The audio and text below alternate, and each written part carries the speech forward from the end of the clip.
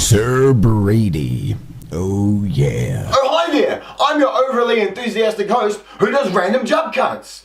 And hasn't been relevant since 5 years ago. What? Oh, sorry, was never relevant.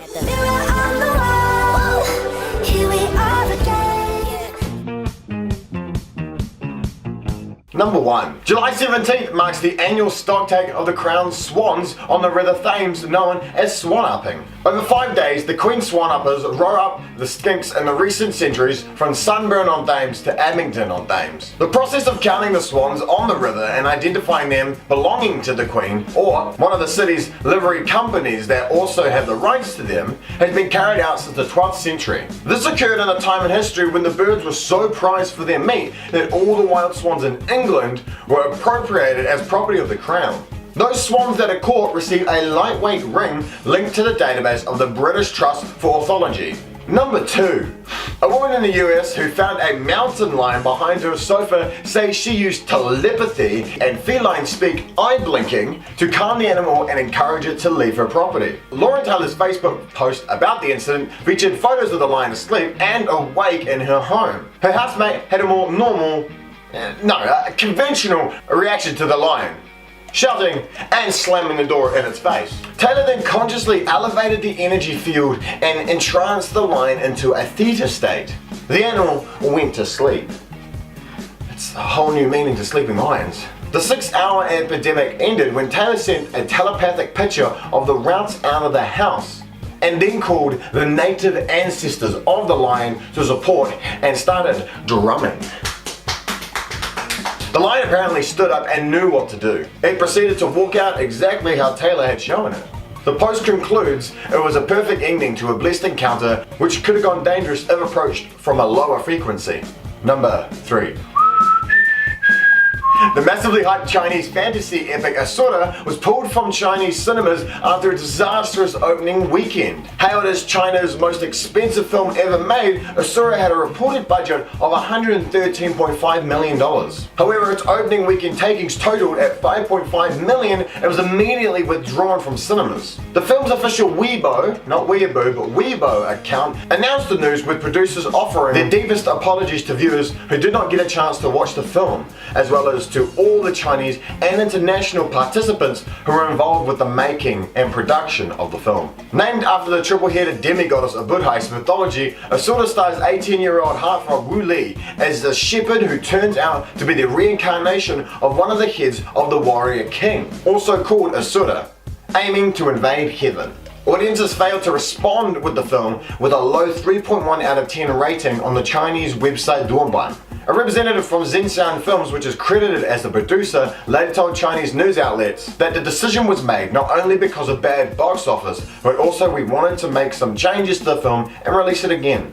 Number 4. Melissa Bergman has a pretty good excuse for her current jail time. Bergman, who was previously a stay-at-home mum living in Ohio, is now in deep doo-doo when she committed a series of thefts in July 2017. Yes, I know it's not July 2017, but I'm getting to the 2018 part. Bergman, who went on the 2-day crime spree, said she had everything that a woman could want, except excitement.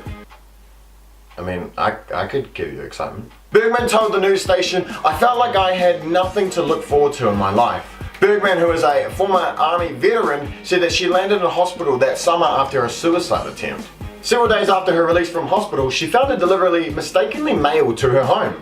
She returned the package to the rightful recipient at that house, but noticed there were several other deliveries seemingly disregarded on the front porch. "Oh," she said, "he doesn't want these." So I took one and I put it in my car. Immediately, Bergman said she felt a certain thrill opening the stolen packages.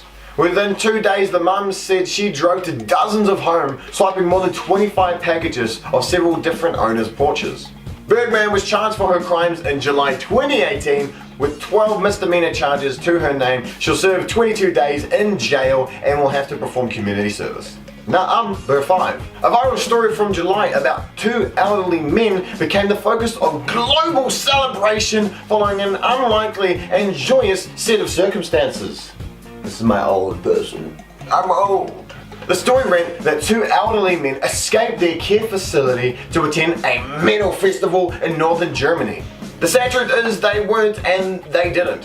The two men, as it turns out, a 58 and 59-year-old, had escaped a home for people with mental health issues, according to the Associated Press, before traveling to Wacken, a city roughly 50 miles north of Hamburg. They coincidentally happened to arrive at the same time that the Wacken Open Air Music Festival, referred to as one of the world's largest metal festivals, was happening.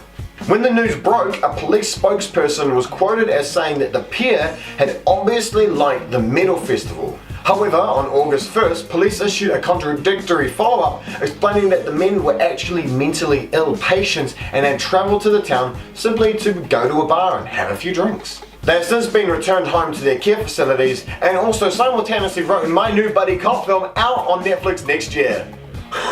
You can't lie, it's a pretty funny story seeing two old men escape their rest home just to go to the pub. Hey guys, thank you so much for watching today's episode of 5 Things You Missed. If you enjoyed today's video, don't forget to click the like, comment, share, subscribe, and the bell icon to get instant updates on every video I do here. And as always, if you enjoyed today's video, don't forget to watch the last video right over there and click the I button to look at the playlist from all my previous 5 Things You Missed. Thank you so much for watching. My name is Paris. This is still Sir Brady. Stay classy, and I'll see you guys later.